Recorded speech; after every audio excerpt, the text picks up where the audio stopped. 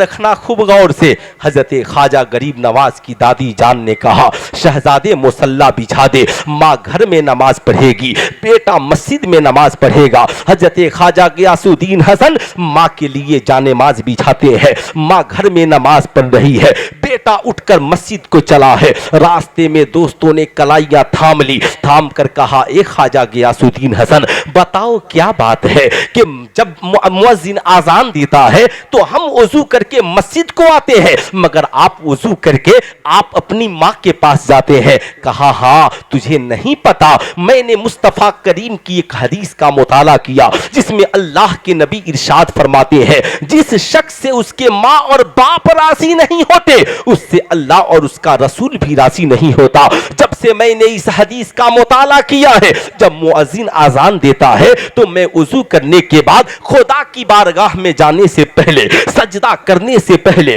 रुकू करने से पहले, कयाम करने से पहले, क़ुऊद से पहले, तशहुद से पहले, सबसे पहले मैं अपनी मां को राजी करने जाता हूं। इसलिए कि मेरे नबी ने बताया है ये तरीका कि जब मेरी मां राजी हो जाएगी, मेरा बाप राजी हो जाएगा, फिर मैं मस्जिद को जाऊंगा, सजदा करूंगा तो खुदा राजी हो जाएगा, दुरूद पढ़ूंगा मुस्तफा जाने रहमत राजी हो जाए। साहिबों, बुरा ना मानना, क्या मिशन दिया ख्वाजा गरीब नवाज के वालिद ने।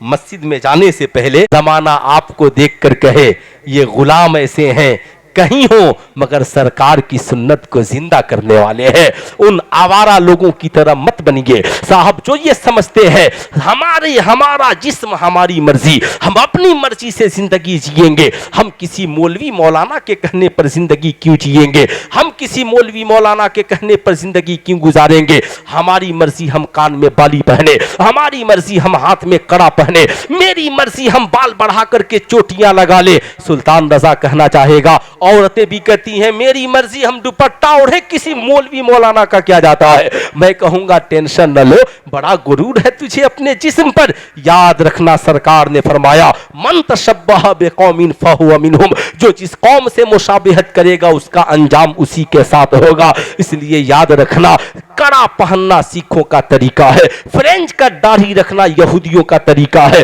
बाल बढ़ा करके चोटी लगाना ये नचनिया और भजनिया का तरीका है। बता ईमानदारी के साथ बता, क्या मरने के बाद तू सिखों के साथ जाना चाहेगा, क्या मरने के बाद नचनिया भजनिया के साथ तू उठना चाहेगा। इसलिए मैं कहूंगा ना ना ना, अगर तुम चाहते हो कि मरने के बाद तुम्हारा अंजाम इन बुजुर्गों के साथ हो, मरने के बाद तुम्हारा अंजाम अल्लाह के वलियों के साथ हो, मरने के बाद तुम्हारा अंजाम मुस्तफा जाने रहमत के साथ हो, तो चेहरे पे सरकार की सुन्नत को सजाओ, जिंदगी को सुन्नते मुस्तफा का आईना बनाओ, ताकि मरने के बाद कब्र में जाओ, फरिश्ते देखे तो कहे सवाल क्या पूछते हो, चेहरा बता रहा है आशिके मुस्तफा आया।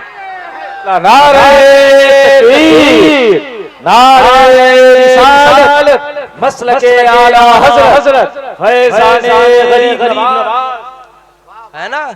सुने साहब, याद रखिएगा, चेहरा ऐसा हो, है ना, कौन नहीं जानता हुज्जतुल इस्लाम अल्लामा हामिद रजा खां अली रहमा और रिजवान को। कौन है ये, कौन है? हुजूर ताजुश शरिया के दादा जान हैं, इनके परदादा, हुजूर के परदादा हुए ना, हुजूर के, है ना, अल्लामा सिमनानी मियां के परदादा। सुने, आपने अल्लामा पाकिस्तान के मुहद्दिस आज़म पाकिस्तान अल्लामा सरदार अली खान का नाम सुना होगा, सुना है ना, बहुत बड़े पाकिस्तान के मुहद्दिस। वो कैसे इतने बड़े मुहद्दिस बने, सुनिएगा, बस ये आखिरी बात, उसके बाद मेरी तकरीर खत्म, है ना हज़रत? ठीक है?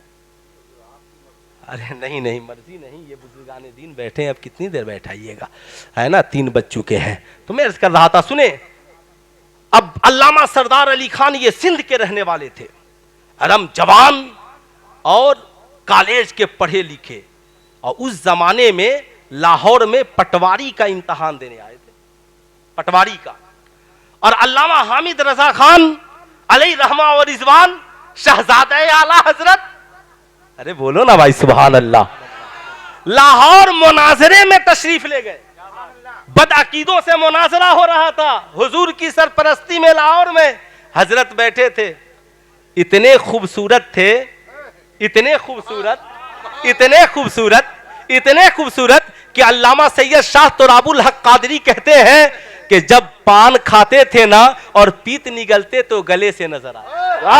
इतने खूबसूरत। नारे तकबीर, नारे रिसालत, फैज़ाने आला हज़रत हुज़ूर हुज्जतुल इस्लाम, है ना, इतने खूबसूरत। अब ये आए थे पटवारी का इम्तिहान देने, ये भी गए थे देखे मुनाजरा क्या होता है, कैसे आलिम लोग मुनाजरा करते हैं। जब ये गए और हजरत को देखा तो दिल दे दिए।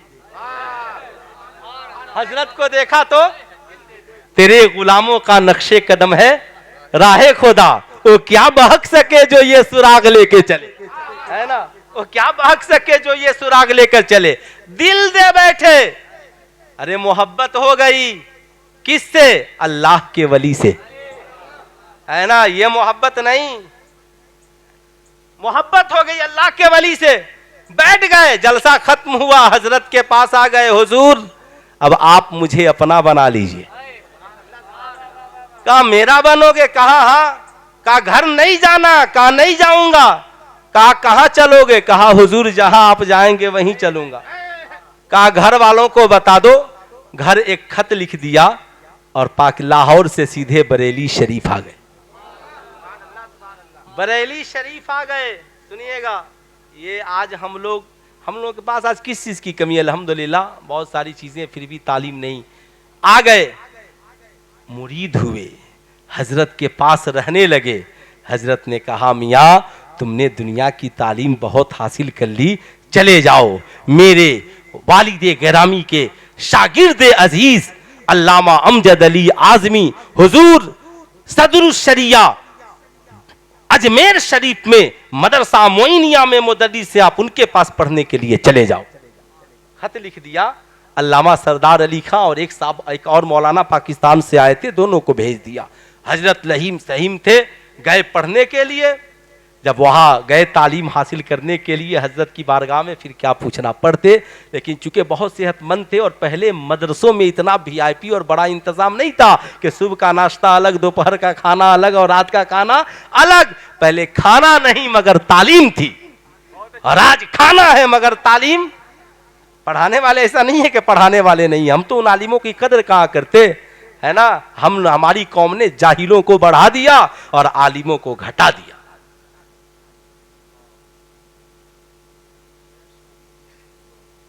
बुरा मत मानिएगा, जो बुखारी पढ़ाता है उसकी आप कदर करते हैं, जो मुस्लिम पढ़ाता है आप उसकी इज्जत करते हैं, जो 5 वक्त की नमाज पढ़ाता है कभी आप उसकी कदर करते हैं। बुरा मत मानिएगा, खूब दीजिए, मैं किसी के खिलाफ नहीं। यार आप जलसे में जितना साल भर में लुटा देते हैं, मुझे लगता है जलसे में हम जितना खर्च करते हैं, सुभान अल्लाह, खूब कीजिए, अल्लाह और दे आपको, खर्च कीजिए। कभी इस हिसाब से इमाम की तनख्वाह भी तो बढ़ा दीजिए, कभी इस हिसाब से इमाम की तनख्वाह भी तो बढ़ा दीजिए,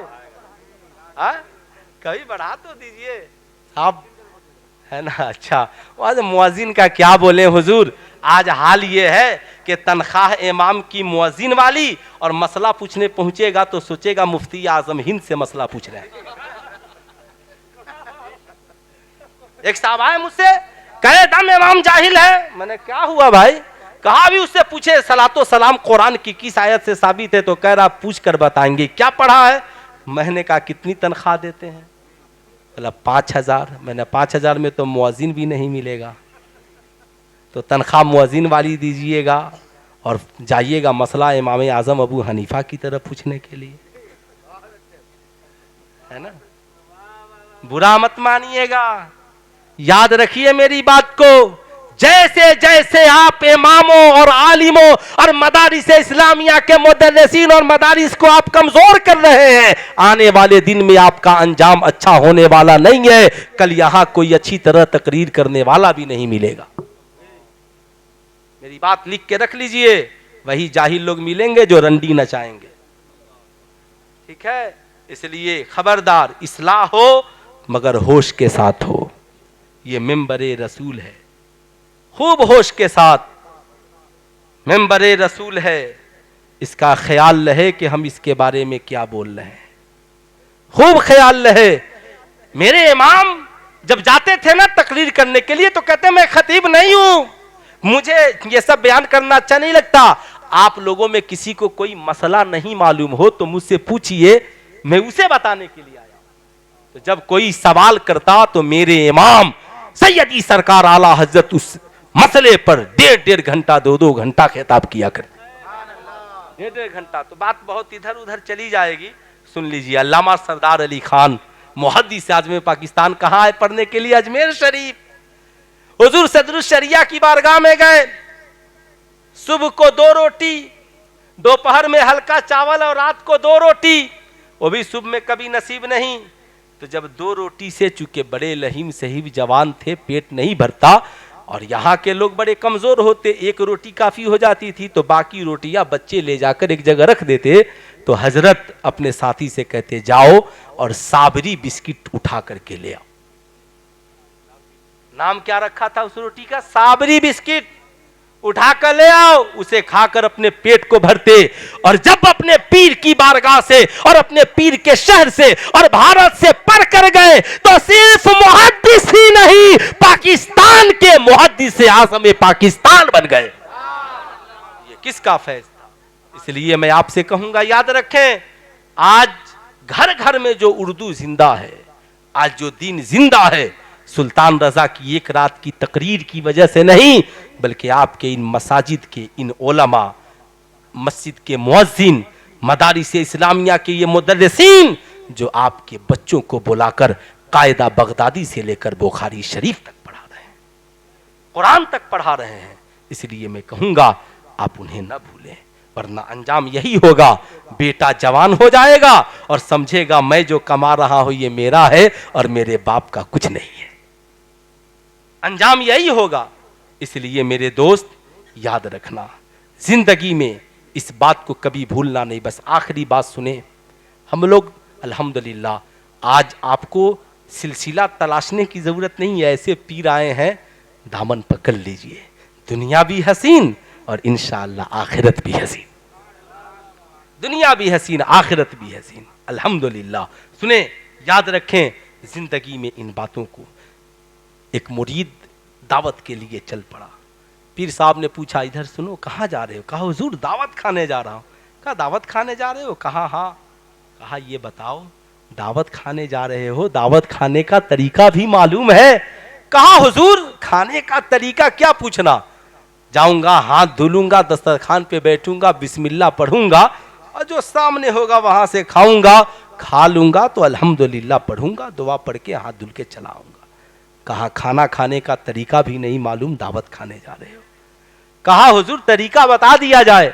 कहा खाना खाने का तरीका यह है कि हाथ धुलने से पहले, बिस्मिल्लाह पढ़ने से पहले, दस्तरखान पे बैठने से पहले ये जानना जरूरी है मैं जो खाने जा रहा हूं ये हलाल का है या हराम का।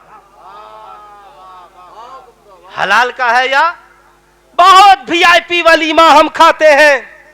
अल्लामा सिराज तबानी साहब से आकर कहते हैं कि हुजूर क्या वीआईपी वलीमा था, क्या चिकन चिल्ली लली पंप है ना, पेप्सी कोको कोला, कलकत्ता का बेहतरीन रसगुल्ला, समोसा सिंघाड़ा। हजरत ऐसी वीआईपी पार्टी और ऐसा वीआईपी वलीमा हमने आज तक देखा नहीं। अरे अल्लाह के बंदे, एक बार पूछ भी तो लेते कि इस्लाम में जहेज मांगना हराम है, कहीं जहेज के मांगे हुए पैसे का वलीमा तो नहीं है?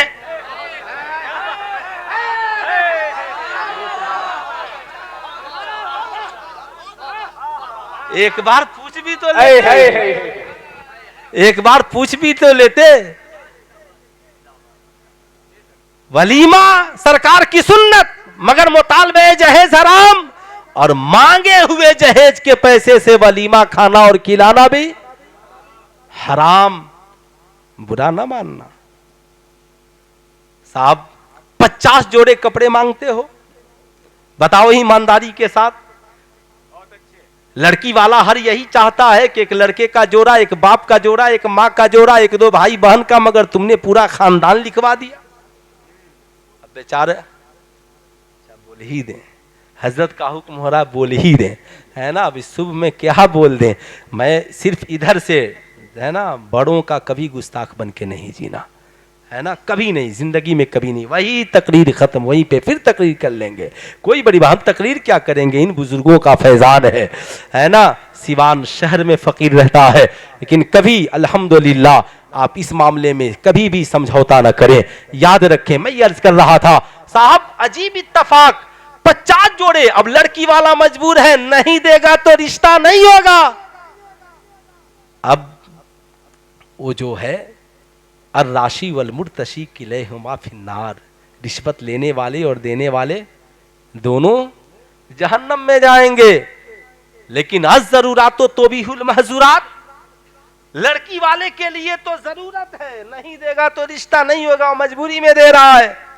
लेकिन आप जो ये रिश्वत के तौर पे 50 जोड़े कपड़े ले रहे हैं, अब जुमा के दिन समधी साहब उसी कपड़ा को पहन के नमाज पढ़ने, हज्जिन साहिबा उसी कपड़ा को पहन के नमाज पढ़ रही है, बेटी दामाद उसी कपड़े को पहन के नमाज पढ़ रहे हैं। बुरा ना मानना, कभी जा करके मरकज़े इल्म व अदब ज़ियाउल इस्लाम में मुफ्ती साहब किबला से पूछ लेना, हुजूर उस कपड़े पे पहन के नमाज होगी कि नहीं होगी, नमाज होगी कि नहीं होगी। इसलिए मैं कहूंगा बंद करो ये जहेज, मत मांगो जहेज, हराम है हराम। हजरते ख्वाजा गरीब नवाज की दादी जान जब उनके वालिद के लिए रिश्ता लेकर सरकार गौसे आजम के घराने में गईं, तो जाकर कहा मुझे एक शहजादी चाहिए जो मेरे बेटे के लिए बीवी हो और मेरे लिए बेटी हो, मेरे लिए बेटी हो। उन्होंने कहा शहजादी समझे नहीं, आप बेटी के लिए आई हैं और बहू के लिए कहा नहीं, जो लोग बहू तलाशते हैं उनकी नजरें दौलत पर होती हैं और जो लोग बेटी तलाशते हैं उनकी नजरें सीरते फातिमतु ज़हरा पे होती हैं, सीरते फातिमतु ज़हरा पर होती हैं। का मतलब कहा निकाह तक आपकी बेटी और निकाह के बाद मेरी बेटी। कहा कुछ तैयारी, कहा नो तैयारी। जब तक आपकी बेटी थी आपने कपड़ा दिया, जब तक आपकी बेटी थी आपने खाना दिया, जब तक आपकी बेटी थी आपने कपड़ा पहनाया, जब तक आपकी बेटी थी आपने सुलाया। अब निकाह के बाद ये मेरी बेटी होगी तो कपड़ा मेरा पहनेगी, खाना मेरा खाएगी, मेरे घर में रहेगी, जहां सोऊंगी सुलाऊंगी अपने घर में रखूंगी। इसलिए कि इस्लाम में जहेज मांगना हराम है। अल्हम्दुलिल्लाह लड़की वाले भी कम नहीं है, लड़का मांगे तो जुर्म बेशक गुना, और लड़की वाला बेटी का जो हिस्सा नहीं देता है ये गुनाह नहीं है। शरीयत ने हक मुकर्रर किया है। बता तेरी बहन हिस्सा नहीं मांगती तो तू काहे नहीं देता? जिस दिन हमने बहन और बेटियों को हिस्सा देना शुरू कर दिया, कुरान ने क्या कहा? उठाओ कुरान पढ़ो, मर्द को 2 हिस्सा और औरत को 1 हिस्सा। बाप की कमाई की बिल्डिंग है, 2 हिस्सा भाई का 1 हिस्सा बहन का। बाप की कमाई है 2 हिस्सा भाई का 1 हिस्सा बहन का। बाप की जमीन है 2 हिस्सा भाई का 1 हिस्सा बहन का। जहेज का खात्मा हो जाएगा। बहुत बड़ा भिखारी तेरे घर आ गया है, कहता है माशअल्लाह जहेज चाहिए। कहना मांगता काहे है? अल्लाह उसके रसूल ने मेरी बेटी का जो हिस्सा मुकर्रर किया है मैं हमेशा उसे देने के लिए तैयार हूं। मेरी बहन का जो हिस्सा मुकर्रर किया है मैं देने के लिए तैयार हूं। तुझे मांगने की आवश्यकता और जरूरत नहीं है। जिस दिन हमने देना शुरू कर दिया इंशाअल्लाह जहेज का खात्मा हो जाएगा। मगर आज शादी के बाद लिखता है वीआईपी, है ना, वलीमा कराता है वीआईपी और स्टेज कुर्सी लगाता, बगल में बैठाएगा, है ना, लिखेगा I love my wife, Facebook पे डालेगा। बीवी देखकर जल भुन जाती है, जालिम कमीने, तू मुझसे कहता आई लव माई वाइफ, तू क्या मोहब्बत करेगा? तूने तो मेरी डोली उठने से पहले मेरे बाप का जनाजा उठा दिया, मेरे भाई को कंगाल कर दिया, तूने मेरे माँ बाप को खून के आंसू रुलाया। अरे तू क्या मोहब्बत करेगा, तूने जो किया दिखावा किया, मेरे बाप के पैसे से वलीमा किया, मेरे बाप के पैसे के दी हुई शेरवानी और सदरी पहना, मेरे बाप के दिए हुए पैसे से गाड़ी करके तू आया, तूने क्या किया? अरे मोहब्बत तो मैंने की, मौलाना साहब ने निकाह पढ़ा दिया तो सुन्नते फातिमा समझकर मैं तेरे घर आ गई, मैंने तुझे अपना दिल दे दिया, तेरे घर में झाड़ू लगाती रही तेरी मोहब्बत में, खाना बनाती रही तेरी मोहब्बत में, खाना बनाती रही तेरी मोहब्बत में, तेरा ख्याल करती रही, तेरे बच्चे को पेट में 9 माह पाली, तेरे बच्चे को मैंने जन्म दिया, ये बच्चे को दूध पिलाया, जब ये बड़ा हुआ मैं कहाँ गई? किसी ने पूछा किसका बेटा है तो अपना नाम नहीं लिया बल्कि तेरा नाम बता दिया। मोहब्बत तो मैंने की, इसीलिए सरकार ने फरमाया अम्मी आयशा से, आयशा मांगो क्या मांगना चाहती हो? इस्लाम की पढ़ी लिखी बेटियों, कितना पढ़ी लिखी हो, डॉक्टर हो, इंजीनियर हो, प्रोफेसर हो, अम्मी आयशा से ज्यादा पढ़ी लिखी नहीं हो। याद रखना, अम्मी आयशा वो है कि सहाबे कराम के मसाइल को हल कर दिया करती थी। तो आका ने कहा मांगो क्या मांगना चाहती हो? कुरान ने क्या कहा? मा आताकुमुर रसूल फखुजू व मा नहाकुम अन्हु फंतहू। मगर अम्मी आयशा ने क्या जवाब दिया? काका जी इजाजत हो तो अब्बा से पूछ लूं। ऐ मेरी कौम की शहजादियों, ये सैयदा आयशा की सुन्नत याद रखना। कॉलेज में पढ़ती हो, ट्यूशन सेंटर में पढ़ती हो, जमाने का कोई आवारा लड़का तेरी कलाई मांगे, कहना ठहर जा, जिस बाप ने कॉपी कलम देकर कॉलेज भेजा है जरा उस बाप से पूछ लेने दे तेरी कलाई पकड़ने की इजाजत है कि नहीं। इसलिए याद रखना मेरी कौम की शहजादियों, गैरों की दौलत को ना देखो, गैरों की अमीरी को ना देखो, गैरों की स्कॉर्पियो और बोलेरो को देखकर मुर्तद ना बनो। याद रखना गरीबी में जियो मगर शानो शौकत से जन्नती बनकर जियो। गरीबी में जियो, तेरा शौहर गरीब है, तेरा भाई गरीब है, तेरा बाप गरीब है, उनकी गुर्बती की लाज रख लेना। कोई जरूरी नहीं है कॉलेज में पढ़कर हम बहुत बड़े वीआईपी डॉक्टर इंजीनियर बने, इज्जत ही नहीं रहेगी तो दौलत रह के क्या करेगी? दौलत रहकर क्या करेगी? और आपसे भी मेरी गुजारिश है, टीवी एंकर आजकल टीवी पे बोलती है मुसलमान, कुरान के मुसलमान कहते हैं कुरान में लिखा है कि औरत खेती है, जैसे चाहो आओ। अरे पगली, तूने खेती को समझा क्या है? इस्लाम ने खेती कहकर औरत के वकार को बढ़ा दिया, इसलिए कि खेती का ख्याल हर वक्त रखना जरूरी है। जब पानी की जरूरत हो पानी दो, जब बीज की जरूरत हो बीज दो। अगर खेती का ख्याल नहीं रखोगे तो खेतियां सूख जाएंगी। अल्लाह ने फरमाया ये औरतें खेतियां हैं, बेटी की शक्ल में, बीवी की शक्ल में, बहन की शक्ल में, इनका हमेशा ख्याल रखना। अपनी बेटियों की जरूरत पूरी करना, अपनी बहन की जरूरत पूरी करना, अपनी बीवी की जरूरत पूरी करना, अपनी माँ और फूफू और रिश्तेदारों की जरूरत पूरी करना। ऐसा ना हो कि तू कमाकर अय्याशी करता रहे और बहन और बीवी और बेटी का ख्याल न करे। दौलत की कमी की वजह से ऐसा ना हो इस पीस पुरफेतन दौर में अपनी इज्जत का सौदा कर बैठे। इसलिए मैं आपसे कहूंगा ना, अपनी बेटी का ख्याल रखना। कहना मेरी बेटी जो मांगना हो ना, तेरा बाप गरीब जरूर है मगर कभी इज्जत का सौदा करके पैसा लेके ना आना। तेरा बाप गरीब है मगर कमा कर तेरी इज्जत की हिफाजत करना जानता है। मैं तेरा गरीब भाई हूं, मैं कमा करके तेरी जरूरत पूरी करूंगा मगर कभी गैरों के तोहफा लेने की कोशिश न करना। अपनी इज्जत व आबरू की हिफाजत करना। ए इस्लाम की शहजादियों, पाकीज़ा औरतों के लिए पाकीज़ा शौहर है और पाकीज़ा मर्द के लिए पाकीज़ा औरतें हैं। अपने आप को पाकीज़ा बनाइए ताकि आपकी जिंदगी में पाकीज़ा औरतें आए ताकि आपकी दुनिया भी हसीन हो और आखिरत भी हसीन हो। इन जलसों का मकसद ये नहीं है खूब नारे लगे वाह वाही हो, नहीं। इन जलसों का असल मकसद ये है कौम की इस्लाह हो, हमारा ईमानो अकीदा मजबूत हो। आज यहां से 2 चीजें लेकर जाएं। आप जब बात अकीदे की आए तो जमाना पूछे आपका अकीदा क्या है, कह दीजिए हमारा अकीदा वही है जो बरेली में इमाम अहमद रजा का है। हमारा मसलक आला हजरत है। आमाल अच्छा बनाइए, बुराई बेहयाई से बचिए, रिज़्क़े हलाल खाइए, खुद भी नमाजी बनिए, अपनी औलादों को भी नमाजी बनाइए। युअल्लिमुल किताब वल हिकमा, अल्लाह के नबी इसलिए तशरीफ़ ले आए ताकि वो आपको किताब और हिकमत सिखाएं। इन औलियाए किराम की भी ज़िंदगी का मकसद सिर्फ एक है, आपको किताब और हिकमत सिखाएं। हमारी भी ज़िंदगी का मकसद यही होना चाहिए, हम भी साहब दीन सिखाएं। ख्वाजा गरीब नवाज ने 90 लाख काफिरों को कलमा पढ़ाया, यानी 90 लाख काफिरों तक मुकम्मल दीन पहुंचाया। हम कैसे हैं कि हम सिर्फ चादर ही चढ़ा रहे हैं, आज तक अपनी बीवी को दीन नहीं सिखा सके, अपने बच्चे को दीन नहीं सिखा सके, अपनी बेटी को दीनदार नहीं बना सके, अपनी औलाद को दीनदार नहीं बना सके। आप पूरे समाज को दीनदार मत बनाइए, मगर कम से कम अपने बीवी और बच्चों को तो दीनदार बनाइए।